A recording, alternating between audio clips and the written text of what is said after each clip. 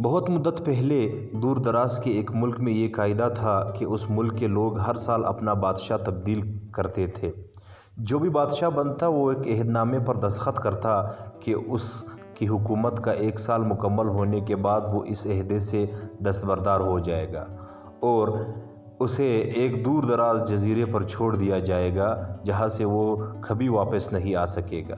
جب ایک بادشاہ کا 1 سال دور حکومت مکمل ہو جاتا تو اسے ایک مخصوص جزیرے پر چھوڑ دیا جاتا جہاں وہ اپنی بقیہ زندگی گزارتا۔ اس موقع پر اس بادشاہ کو بہترین لباس پہنایا جاتا اور ہاتھی پر بٹھا کر اسے پورے ملک کا الوداعی سفر کروایا جاتا۔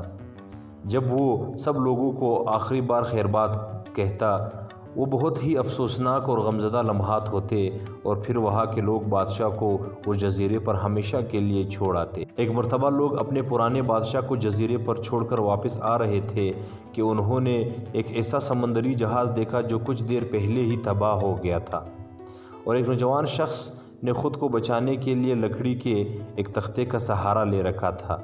چنانچہ ان لوگوں کو ایک نئے بادشاہ کی بھی تلاش تھی، لہٰذا انہوں نے اس نوجوان شخص کو اپنی کشتی میں بٹھا لیا اور اپنے ملک لے آئے اور اس سے 1 سال کی حکومت کرنے کی درخواست کی۔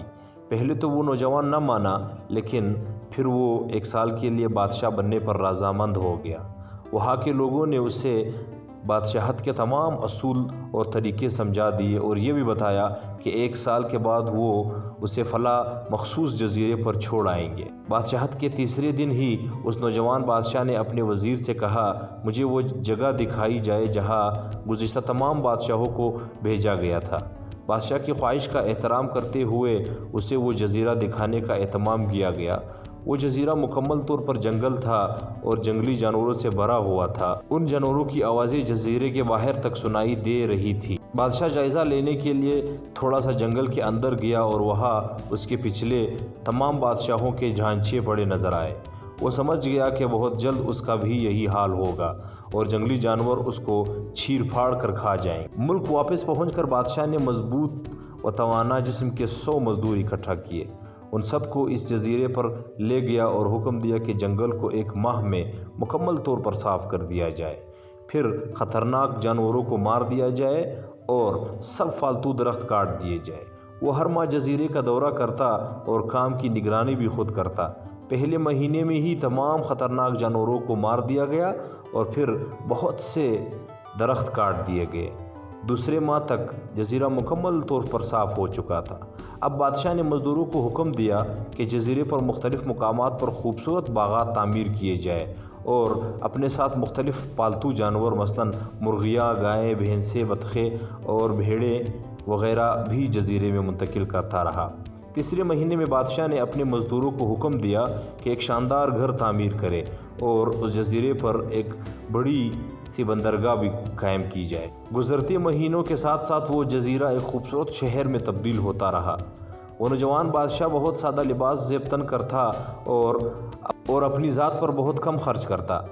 اپنی بادشاہت کی زیادہ تر کمائی وہ جزیرے کو بنانے میں لگاتا رہا۔ 10 ماہ گزرنے کے بعد بادشاہ نے اپنے وزیر سے کہا، میں جانتا ہوں کہ 2 مہینے بعد مجھے جزیرے میں چھوڑ دیا جائے گا، لیکن میں ابھی سے وہاں جانا چاہتا ہوں۔ وزیر اور دوسرے وزراء اس بات پر متفق نہیں ہوئے اور بادشاہ سے کہا، آپ کو 2 ماہ مزید صبر کرنا ہوگا تاکہ سال مکمل ہو جائے۔ سال پورا ہو جانے کے بعد ہی آپ کو اس جزیرے پر چھوڑا جائے گا۔ بالآخر 2 ماہ مکمل ہو گئے اور بادشاہت کا 1 سال ختم ہو گیا۔ حسب روایت وہاں کے لوگوں نے اپنے بادشاہ کو شاندار لباس پہنایا اور ہاتھی پر بٹھایا تاکہ وہ اپنی رعایا کو خیرباد کہہ سکے۔ خلاف توقع یہ بادشاہ اپنی الوداعی تقریب پر بہت ہی خوش تھا۔ لوگوں نے اس سے پوچھا، اس موقع پر تمام گزشتہ بادشاہ تو رو رہے تھے لیکن آپ ہنس رہے ہو، آپ کے اس قدر خوش ہونے کی کیا وجہ ہے؟ اس نوجوان بادشاہ نے جواب دیا، تم لوگوں نے داناؤں کا یہ قول نہیں سنا، جب تم ایک چھوٹے بچے کی صورت میں اس دنیا میں آتے ہو تو تم رو رہے ہوتے ہو اور باقی لوگ سب ہنس رہے ہوتے ہیں۔ ایسی زندگی جیو کہ جب تم مر جاؤ تو تم ہنس رہے ہو اور باقی تمام دنیا رو رہی ہو۔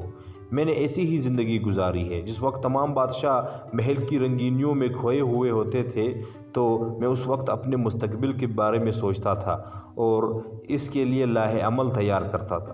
میں نے اب اس جزیرے کو ایک ایسی خوبصورت قیام گاہ میں تبدیل کر دیا ہے جہاں اب میں اپنی باقی زندگی نہایت چین اور آرام و سکون سے گزار سکتا ہوں۔